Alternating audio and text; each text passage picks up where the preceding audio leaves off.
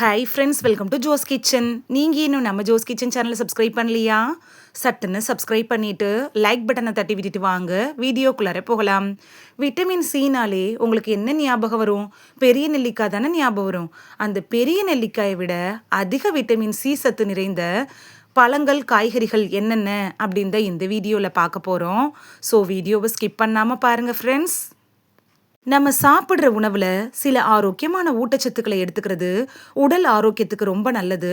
அந்த வகையில் விட்டமின் சியை நம்ம சாப்பிட்றப்ப இதயத்தை ஆரோக்கியமாக வச்சுருக்கிறது மாதிரியான பல நன்மைகளை நமக்கு தரும்.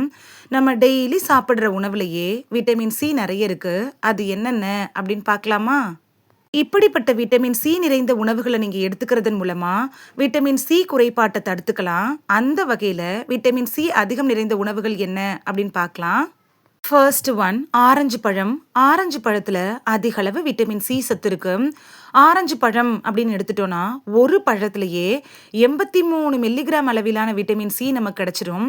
இது நோய் எதிர்ப்பு மண்டலத்தை வலுவாக வச்சிருக்க உதவுது. இதனால பருவ காலத்தில் வரும்ல அந்த சளி, காய்ச்சல், இருமல் இது மாதிரியான நோய் தொற்று வராமல் தடுத்துக்கலாம். செகண்ட் ஒன், பப்பாளி. பப்பாளியை பொறுத்த வரைக்கும் நார்ச்சத்து நிறைய இருக்கு. ஒரு கப் பப்பாளி சாப்பிட்டீங்கனாலே அதில் 88 மில்லிகிராம் அளவு விட்டமின் சி சத்து நிறைய இருக்கு. இது ஞாபக மறதி வராமல் தடுக்கிறதுக்கு உதவியாக இருக்கும். Third one, broccoli. ப்ரொக்கோலியில் விட்டமின் சி சத்து நிறையவே இருக்குது. அரை கப் அளவில் வேக வச்ச ப்ரொக்கோலி எடுத்துட்டோன்னா அதில் 51 மில்லிகிராம் அளவிலான விட்டமின் சி சத்து கிடைக்கும். இது நோய் தொற்றுக்கள் வராமல் தடுக்கிறதுக்கும் சர்க்கரை நோயாளிகளுக்கும் நல்ல பலன் தரக்கூடியதாக இருக்குது. ஃபோர்த்து ஒன், எலுமிச்சை பழம். எலுமிச்சை பழத்தை பொறுத்த வரைக்கும் பலவிதமான சத்துக்கள் இருக்குது. எலுமிச்சை ஜூஸில் எடுத்துக்கிட்டோன்னா ஆன்டி ஆக்சிடென்ட்டுகள் இருக்குது. ஒரு முழு எலுமிச்சம்பழத்தில் 45 மில்லிகிராம் விட்டமின் சி சத்து நிறைஞ்சிருக்கு. ஃபிஃப்த்து ஒன், கிவி பழம். ஒரு கிவி பழத்தில் 56 மில்லிகிராம் விட்டமின் சி சத்து இருக்குது. இதில் இருக்கக்கூடிய பண்புகள் இருக்குல்ல, இது ரத்த அழுத்தத்தை கட்டுக்குள் வைக்கிறதுக்கும் நோய் எதிர்ப்பு மண்டலத்தை பலப்படுத்துறதுக்கும் வெள்ளை அணுக்களோட இயக்கத்தை அதிகரிக்கிறதுக்கும் உதவியாக இருக்கும்.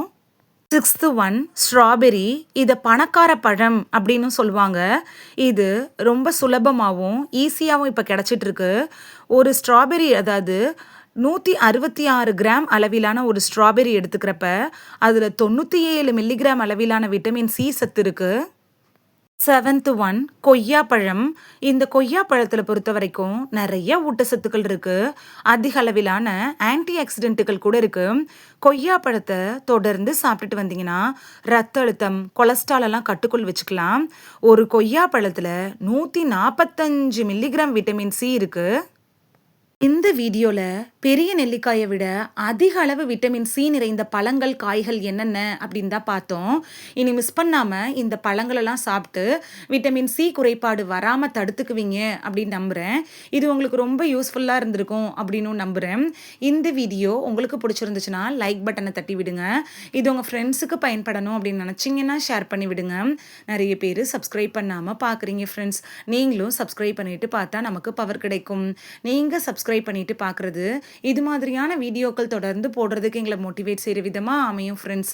சப்ஸ்கிரைப் பண்ணுறதோடு மட்டும் இல்லாமல் பக்கத்தில் இருக்க பெல் ஐக்கானை கிளிக் பண்ணி ஆளுங்கிற ஆப்ஷனை கிளிக் பண்ணி வச்சிட்டிங்கன்னா நாங்கள் வீடியோ போட்ட உடனே நோட்டிஃபிகேஷன் உங்கள் செல்ஃபோனை வந்தடையும்.